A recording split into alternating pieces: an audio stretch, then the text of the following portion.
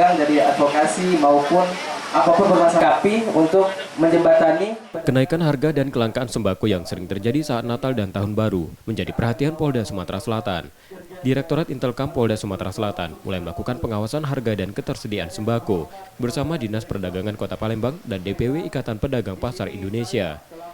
Kasubdit Intelkam Polda Sumsel menerangkan, pengawasan harga dan ketersediaan bahan pokok untuk memastikan tengkulak atau mafia pangan yang biasa memanfaatkan momen hari besar untuk menaikkan harga sembako dan menimbun tak dilakukan.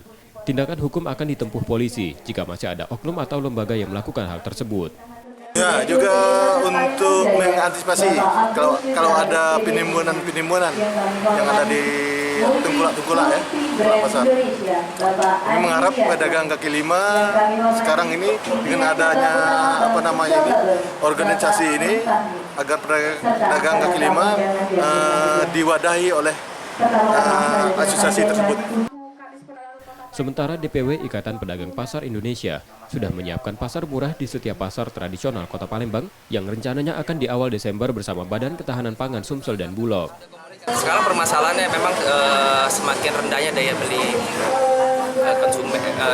beli konsumen ya, itu jadi salah satu fokus kita bagaimana untuk mereka kembali ke seperti semula ya, mendapatkan hasil yang seperti biasa sebelum Covid. Upaya lain untuk peningkatan konsumen berbelanja ke pasar tradisional, lembaga ini mengajak pedagang kaki lima di Palembang berbelanja di pasar tradisional setelah meredanya COVID-19 yang sebelumnya turun karena dampak pandemi.